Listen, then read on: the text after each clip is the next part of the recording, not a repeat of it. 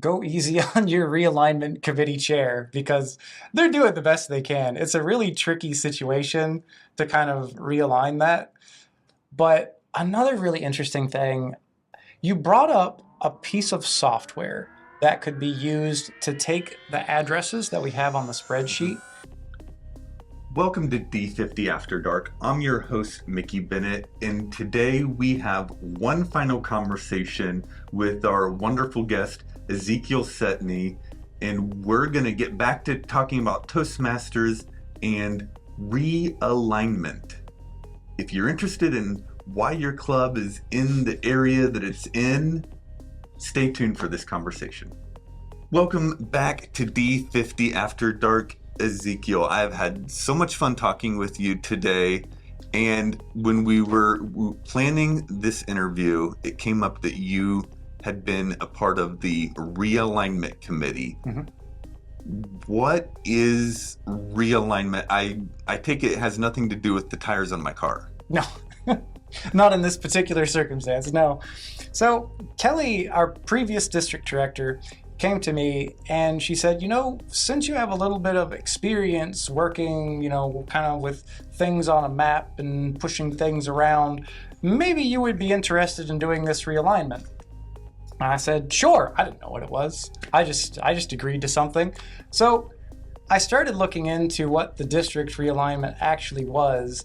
And essentially the goal is when you have clubs that get disbanded, it really changes the number of clubs in each area. And Toastmasters International wants us to have a certain number of clubs in each area. So every year we do a district realignment and we try to stay ahead of that and keep the area or keep the district healthy and make sure that each area has an appropriate number of clubs and that each area is relatively the same size. So we do a little bit of healthy gerrymandering, I guess you could say, and we move those areas around to best suit that kind of average. So each year, unfortunately, clubs get disbanded, they stop existing, and also each year, happily, new clubs come into existence. Right. And this impacts areas because areas are losing, and so an area can't stay the same club because if they lose two clubs, then they're down to maybe three clubs. So what's the ideal number of clubs for an area? 4 to 6. 4 to 6. Okay. And how many areas do we have? So in each division, there's supposed to be 5 areas. Okay. And then I believe the number of divisions per district can vary, but I think each district is supposed to have 6. Okay, and I think we used to have more districts. I think we eliminated a district at some point, and so we have fewer districts now. Yep. And then it's supposed to have 5 areas, and then each area is supposed to have 4 to 6 clubs. Yep, exactly, yep. Okay, so there's probably a little bit of math to see how all those numbers are going to work out, right? Because if you have 180 clubs, then you have to, we're going to have 4 to 6 per area, then 5, and then how many, right? You have to kind of make it all work, right? Yeah, and it gets kind of intense because not only do you have to make sure that each division has roughly the same number of areas, each division is supposed to have the same number of areas, but each area within that division should have the same number of clubs. And then within that area, each area should have roughly the same number of members as every other area in that division. In addition, you don't want one area to have all of, let's say, the president's distinguished clubs, whereas another area has none. So it really gets involved the more that you really start to pick that apart and try to make it as fair as possible. Because you just introduced 2 more factors. We were talking about number of clubs, and you added in there that they want some balance of number of members. Yep. Which not all clubs have the same number of members. Right. And then also the number of president's distinguished clubs, or probably any distinguished club, right? Exactly, yeah. Okay, so then all the clubs have to be like down the street from each other? That's the other tricky thing.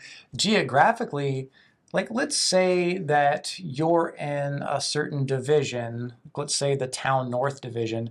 Town North has a pretty large footprint. So you don't necessarily want to take a club from Area 65 and put it in Area 61 because you could end up with 4 clubs that are really close together and then one club that's 30 miles away. That doesn't really make a lot of sense. So you have to take into account geography, performance of the clubs, number of members, number of clubs. All those factors. All those factors. Okay. So now that we have an idea of what realignment is, in short, balancing out the distribution of clubs among the various levels of leadership within our district, who does this? So it's done by the District Realignment Committee, which is essentially your district director and whoever they elect to become your district realignment chairperson, which last year was me. And then once we get the districts realigned, that goes before a committee of all of the area directors and division directors, and they all sign off on that. They all say, yes, this looks good, or if they have any grievances, they voice that. We presented that roughly 3 months before the annual meeting where it was actually going to be put into place. So everyone gets a chance to say like, oh no, don't move that club out. I want to keep that club in my area. Usually no one does. Usually people like the way that the realignment's done and we only get 1 or 2 grievances, so I've been told. So I've been to some annual business meetings where all the area directors and club presidents and everybody are there to vote on things. And I remember we have a very short conversation, a couple complaints, and then we vote on this. You said they get to see it 3 months before? Yes. Beforehand? And that's exactly why we do that, so it's not sprung on everybody. Okay. All right. And then how do you actually go about doing this? I know this isn't really the forum to talk, like bring a spreadsheets up on the screen. Right. But just kind of briefly explain, is this complicated to do? Is this hard to do? You have some spreadsheets and you sort it and you're good to go, or? That's exactly it. Luckily, since we do it every year, not a lot of changes need to be made. I think the last year we moved a total of 5 or 6 clubs throughout the entire district.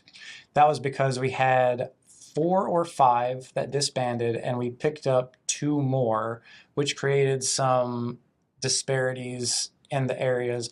We had one area that only had 3 clubs, but what made that really tricky is their 3 clubs had a lot of members.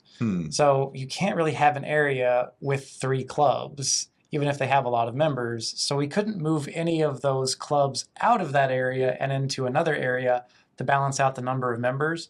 So what we had to do was move a very low membership club that was nearby into that area to balance out an area with 6 clubs and low membership to an area of 5 clubs with lower membership and then 4 clubs with higher membership. And that was essentially the best we could do there. You run into a lot of issues like that when you do the realignment. You kind of have to do the best that you can. Yeah, so for those people that have some grievance or are frustrated with how things turn out, what would you say to them? Like, cut us some slack, it's not very easy? Give it a shot. Give it a shot. Give it a shot the next time it comes up. You'll see really quickly why things have to boil out the way they do. Because what happens is if you're the area director for a particular area and you're wondering like, why did this area from 10 miles away get put into, or why did this club from 10 miles away get put into my area? It makes a lot more sense when you're actually behind the screen looking at that spreadsheet and seeing how things break down. It's one of those things where sometimes you can't see the forest for the trees or the trees for the forest. When you're the one doing it, it makes a lot of sense. But then from the other perspective, sometimes it's like, wait, why did this happen? Why did you bring this club into my area? And that's usually what it becomes. Once we can explain that from like a higher order, perspective, it becomes pretty clear to everybody. Yeah, when I was an area director, I wanted to be the area director for my home club, which someone had already been kind of assigned to that area. fortunately, I was given an area that was mostly lunchtime clubs, very close to where I work in Addison. And so that was very convenient. But these days, you have a lot of clubs that are still meeting online. Yeah. So do you just put them all into like a virtual area, or do they have a place where they're officially located even though they're always online, and you just use that as their geographical location? How does that work? The latter. So even if a club is technically online, they still need to list some type of physical location. I don't think that Toastmasters International has really put enough thought into that, because the clubs are still geographically, they still think about it geographically, even if the clubs are solely online. It's like, for instance, our club has a hybrid online combination meeting style. So all of our meetings have a hybrid component. Half of our meetings are over Zoom.